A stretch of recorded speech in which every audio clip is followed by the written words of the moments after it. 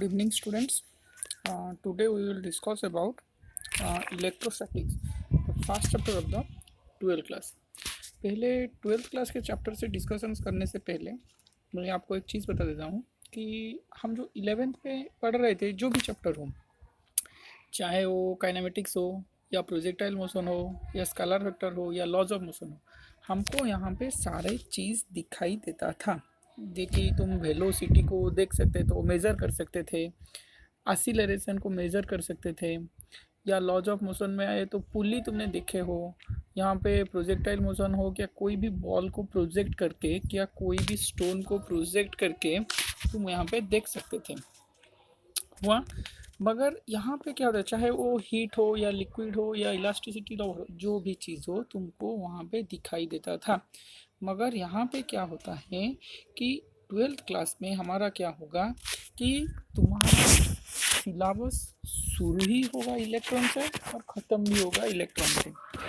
तो वहाँ पे तुमको इलेक्ट्रिसिटी आएगा जो कि इलेक्ट्रॉन के ऊपर, मैग्नेटिज्म भी आएगा जो भी इलेक्ट्रॉन के ऊपर है, मॉडर्न फिजिक्स भी वहाँ पे आएगा, वो भी इलेक्ट्रॉन के ऊपर ही आएगा, और उसके बाद आएगा सेमीकंडक्टर, वहाँ पे भी हम इलेक्ट्रॉन के बारे में ही पढ़ेंगे। मगर जो एक ही चैप्टर होगा वहाँ पे रे ऑप्टिक्स, बेसिकली वहाँ पे हमने लाइट के बारे में पढ़ेंगे। मगर पूरा सिलेबस ख़त्म हो जाएगा 12th का, मगर तुमने कभी भी इलेक्ट्रॉन को देख ही नहीं पाओगे। इलेक्ट्रॉन को देख ही नहीं पाओगे तुम, तो जिंदगी भर भी इलेक्ट्रॉन को कभी भी देख के नहीं पाओगे। अब देखो, ये इलेक्ट्रोस्टैटिक्स शुरू करने से पहले हम एक चीज़ डिस्कशंस करेंगे, उसका नाम है चार्ज। उसका नाम क्या होता है? चार्ज। ये जो चार्ज है ये क्या होता है ना, चार्ज एक फिजिकल क्वांटिटी भी बोल सकते हो, जो कि करंट प्रोड्यूस होने पर, करंट चार्ज के वजह से करंट प्रोड्यूस होता है। और हम इसको एक प्रॉपर्टी भी बोल सकते हैं जो कि एक फोर्स देता है। ये जो फोर्स देता है किसके ऊपर देता है? एक दो चार्ज बॉडी के बीच देता है, दो चार्ज बॉडी के बीच देता है। चार्ज बॉडी मतलब क्या है? देखिए, तुमने पढ़ा था 11th में कि वहाँ पे दो बंदे खड़े हैं, उनके पास कुछ भी मास होगा तो वहाँ पे कि ग्रेविटेशनल फोर्स ऑफ अट्रैक्शन आता ही है। जाहिर सी बात है कि if there are two masses, if there are two bodies of some masses, then there must be a gravitational force of attraction. Similarly हम यहाँ पे दिखेंगे कि इलेक्ट्रॉन और प्रोटॉन के बारे में, हम यहाँ पे दिखेंगे इलेक्ट्रॉन और प्रोटॉन के बारे में। एक इलेक्ट्रॉन है, एक प्रोटॉन है, इनके बीच में ग्रेविटेशनल फोर्स ऑफ अट्रैक्शन है। अगर हम एक प्रोटॉन और एक प्रोटॉन के बीच में दिखेंगे तो ये दोनों रिपेल करते हैं। ये दोनों क्या करते हैं? रिपेल करते हैं। क्यों ना? इनके बीच जो ग्रेविटेशनल फोर्स ऑफ अट्रैक्शन होता है उससे भी एक फोर्स आता है वहाँ पे, जो कि gravitational force of attraction between two proton से ज़्यादा होता है। उस टाइप के फोर्स को हम बोलते हैं इलेक्ट्रोस्टैटिक फोर्स। जाहिर सी बात है, वो इलेक्ट्रॉन इलेक्ट्रॉन पे भी आता है, इलेक्ट्रॉन प्रोटॉन पे भी आता है, और प्रोटॉन प्रोटॉन में भी आता है। वाह। तो इलेक्ट्रोस्टैटिक फोर्स कहाँ पे आता है? जहाँ पे दो चार्ज्ड बॉडी होते हैं। चार्ज्ड बॉडी मतलब क्या क्या होते हैं ना? इलेक्ट्रॉन होता है, प्रोटॉन होता है, न्यूट्रॉन होता है, अल्फा पार्टिकल्स भी होते हैं हमारे वहाँ पे। तो ये बंदा सब चार्ज्ड बॉडी है, वहाँ पे इलेक्ट्रोस्टैटिक फोर्स आता है। हुआ। तो हम यहाँ पे डिस्कशंस करते हैं चार्ज के बारे में। तो चार्ज क्या होता है ना? एक फोर्स आता है। कहाँ पे चार्ज फोर्स लगाता है ना? इलेक्ट्रोमैग्नेटिक फील्ड में। कहाँ पे लगाता है? इलेक्ट्रोमैग्नेटिक फील्ड में आता है। ये चार्ज का बंदा फोर्स लगाता है कहाँ पे ना? इलेक्ट्रोमैग्नेटिक फील्ड में लगाता है। इलेक्ट्रोमैग्नेटिक फील्ड में आता है इसका वो फोर्स। तो हम लिख सकते हैं डेफिनेशन चार्ज का इस तरह का कि electric charge, noted down boys, electric charge is the physical property of matter. Electric charge is the physical property of the matter that causes it to experience a force when placed in an electromagnetic field, that causes it to experience a force when placed in an electromagnetic field. हुआ, complete आ गया समझ में। तो ये electromagnetic field क्या होता है?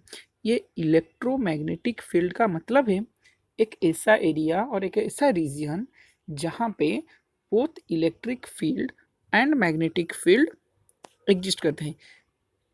Electromagnetic field is the region where both electric field and magnetic field exist and on condition that they both are perpendicular to each other. They both are perpendicular to each other. आया समझ में ना? समझ में नहीं आया तो इसका थोड़ा और मैं चीज़ समझा देता हूँ को चार्ज कैसा होता है। चार्ज का मतलब चार्ज कहाँ कहाँ पे आ सकता है। वह देखो अभी चार्ज है, चार्ज का मान के चलो कि वहाँ पे इसका गर्लफ्रेंड कोई नहीं था। चार्ज का कोई गर्लफ्रेंड नहीं था, तो चार्ज का गर्लफ्रेंड नहीं था मतलब ये अकेला ही बैठा था और अकेला रेस्ट में था। चार्ज का गर्लफ्रेंड नहीं था मतलब क्या हुआ? वो अकेला ही बैठा था, उसका रेस्ट में था। तो रेस्ट के था तो इसीलिए वो क्या कर रहा था ना, अपने रीजियन में जो है, अपने सराउंडिंग में जो है उनके ऊपर ही इम्पैक्ट डालता था। वो बाहर कहीं घूमने नहीं जाता था, वो उनके ऊपर ही, उसके चारों तरफ जो है, उसके रेस्ट में होने से चारों तरफ जो है उनके ऊपर ही वो इम्पैक्ट डालता था। तो उस तरह जब चार्ज रेस्ट में होता है तो वो क्या प्रोड्यूस करता है ना, electric field. Electric field produce करता है, इलेक्ट्रिक फील्ड प्रोड्यूस करता है। अब क्या हुआ? चार्ज को गर्लफ्रेंड मिल गया, चार्ज को गर्लफ्रेंड मिल गया। गर्लफ्रेंड मिलने से दोनों घूमने लगेंगे, इधर उधर उधर उधर घूमने लगेंगे। और जो घूम रहा था, मान के चलो कि दोनों स्मूथली घूम रहे थे, वो और उसका गर्लफ्रेंड जो है वो स्मूथली बोले। जाहिर सी बात है, इलेक्ट्रॉन चार्ज की जगह तुम इलेक्ट्रॉन भी ले सकते हो। क्यों इलेक्ट्रॉन लोगे मैं तुमको बाद में बताऊंगा। वह पहले अब तक समझो, इलेक्ट्रॉन को कोई गर्लफ्रेंड मिल गया, अब ये मूव कर रहा है तो उसका जो मोशन होता है वो किस तरह का होता है, हम कंसिडर करते हैं उसका मोशन कांस्टेंट वेलोसिटी से होता है। कांस्टेंट वेलोसिटी से होता है। अगर वो कांस्टेंट वेलोसिटी में मूव कर रहा है तो वो क्या करेगा ना, चलने चलते जहाँ जहाँ डिरेक्शंस पे, जहाँ जहाँ एरिया पे वो चार्ज घूमने जाएगा वहाँ के चारों तरफ ही वो क्या करेगा, उसका इम्पैक्ट डालेगा।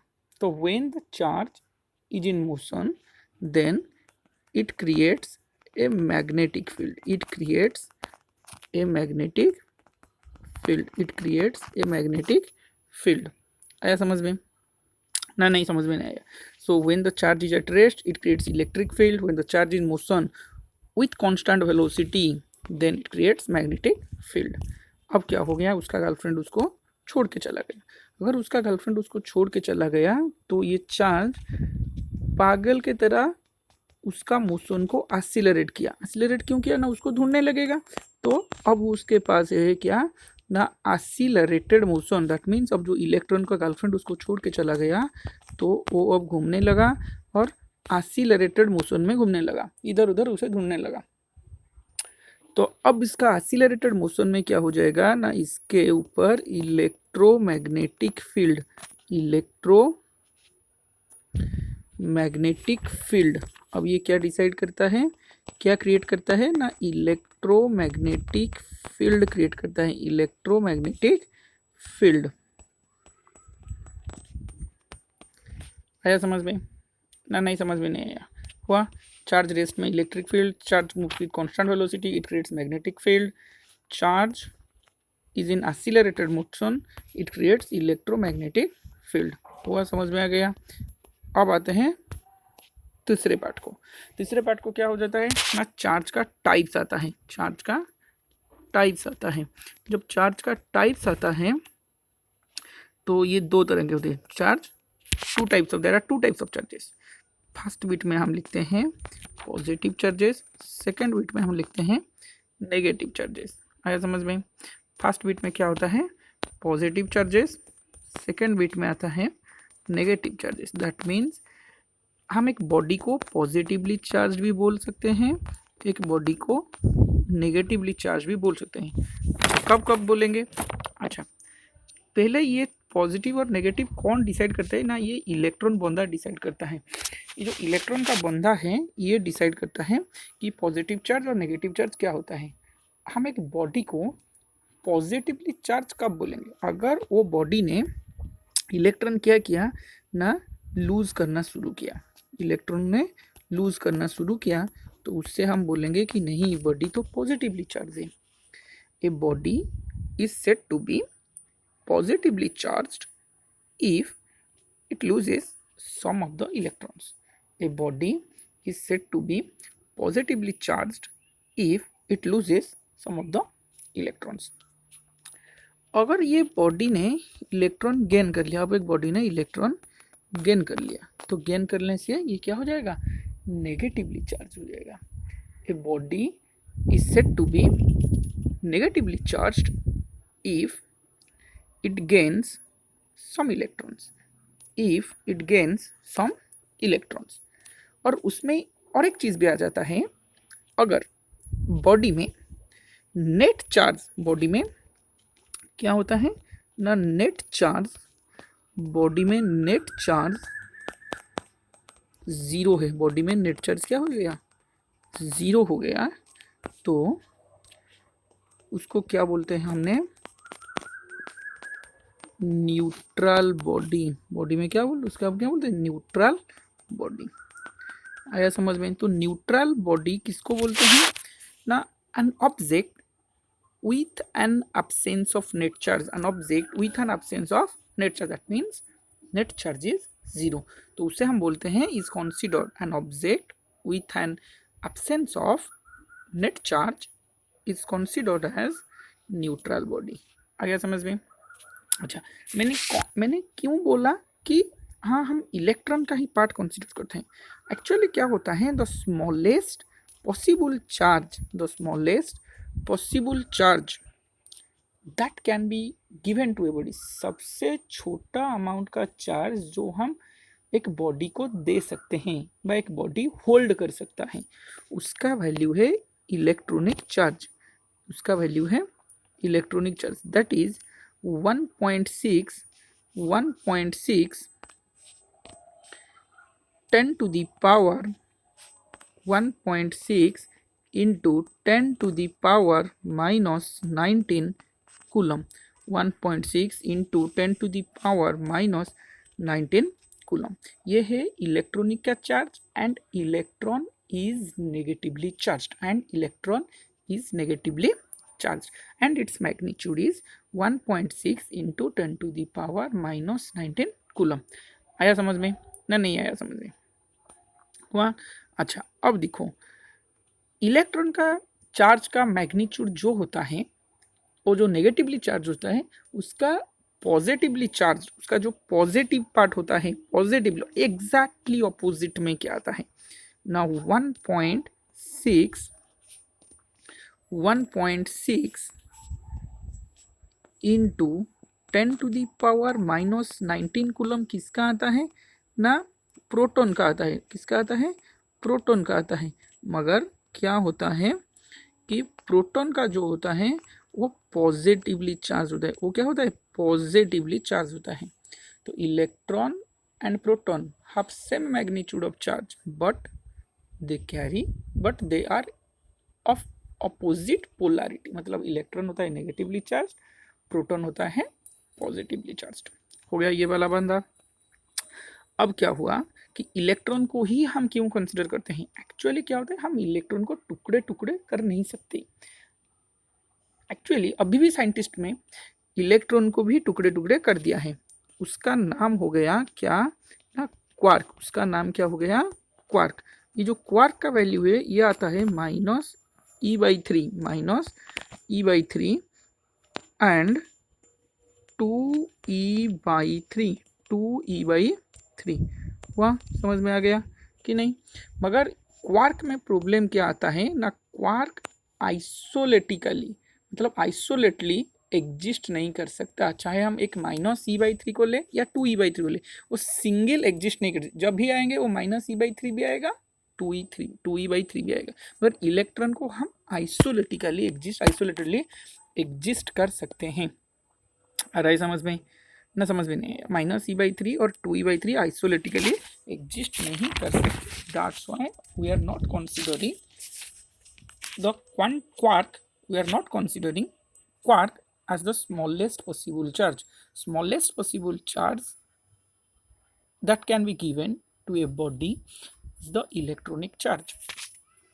अब क्या आया कि ये जो चार्ज का अब यूनिट आ गया, चार्ज का यूनिट आ गया।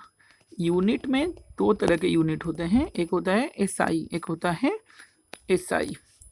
एसआई में हम इसको बोलते हैं कूलम, एसआई में हम इसको बोलते हैं कूलम हुआ। और सीजीएस में क्या होता है ना, हमारे पास दो तरह के होते हैं, एक होता है ईएसयू और दूसरा होता है ईएमयू हुआ कि नहीं। अच्छा, अब जो ईएसयू है इसका चार्ज क्या होता है ना, स्टार्ट कूलम, स्टार्ट कूलम या ना, नहीं समझ में नहीं आया। अब ईएमयू में क्या आता है, अब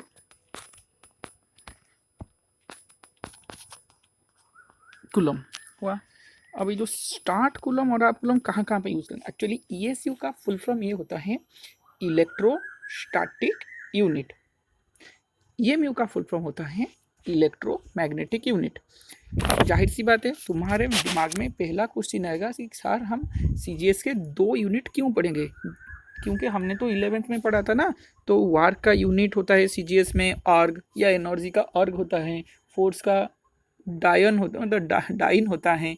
वाह, कभी किसी के वाइफ को जब भी पुकारोगे ना तो न्यूटन न्यूटन करके पुकारोगे, खुद का वाइफ को भी न्यूटन करके पुकारोगे। इसमें क्या होता है कि एक्चुअली न्यूटन का सीजीएस सिस्टम डाइन होता है ना, तो उसको डायन, एक्चुअली हम डायन ही बुलाते हैं, तो उसको न्यूटन न्यूटन करके पुकारोगे, वो सोचेगा कि हाँ ये मुझे अच्छा कह रहा है। वाह, छोड़ो, अब बात में आते हैं। ईएसयू में क्या होता है स्टार्ट कूलम और ईएमयू में क्या आ जाता है आप कूलम। तो ईएसयू हम कहाँ पे यूज़ करेंगे, जब भी चार्ज रेस्ट में होगा, इलेक्ट्रिक फील्ड के साथ अगर हम डील कर रहे होंगे तो वहाँ पे हम स्टार्ट कूलम यूज़ करेंगे। और मैग्नेटिक फील्ड मतलब चार्ज अगर मोशन में होगा और मैग्नेटिक फील्ड के साथ डील कर रहे होंगे तो हम वहाँ पे आप कूलम यूज़ करेंगे। अब क्या हुआ कि 1 coulomb equal to 3 into 10⁹ stat coulomb, 1 coulomb equal to 3 into 10⁹ stat coulomb हुआ। अब 1 coulomb equal to 1/10 ab coulomb, 1/10 आप कूलम हो गया। अभी तक हो गया कि नहीं, तो पहले से हमने बोल देते हैं क्या क्या हमने डिस्कशंस किया। हमने देखा कि इलेक्ट्रोस्टैटिक्स क्या होता है, इलेक्ट्रोस्टैटिक्स ये बंदा हो गया, चार्ज अगर मेरा फोर्स डिसाइड करता है कि नहीं, चार्ज मेरा क्या डिसाइड करता है, फोर्स इलेक्ट्रॉन इलेक्ट्रॉन के बीच, प्रोटॉन प्रोटॉन के बीच, इलेक्ट्रोमैग्नेटिक फील्ड में डिसाइड करता है। चार्ज अगर रेस्ट में है इलेक्ट्रिक फील्ड देगा, चार्ज अगर मोशन में है कांस्टेंट वेलोसिटी के साथ मूव करेगा और मैग्नेटिक फील्ड एग्जिस्ट करेगा। चार्ज अगर एक्सीलरेटेड मोशन है तो इलेक्ट्रोमैग्नेटिक फील्ड क्रिएट करेगा। सिमिलरली चार्ज दो तरह के होते हैं, पॉजिटिव नेगेटिव। इलेक्ट्रॉन लूज करने से वो बंदा हो जाता है पॉजिटिवली चार्ज्ड और इलेक्ट्रॉन गेन करने से हो जाता है नेगेटिवली चार्ज्ड। नेट चार्ज 0 है तो न्यूट्रल बॉडी। इलेक्ट्रॉन का मैग्नीट्यूड होता है 1.6 into 10⁻⁻19 coulomb. Electron is the electronic charge is the minimum possible charge that can be given to the body.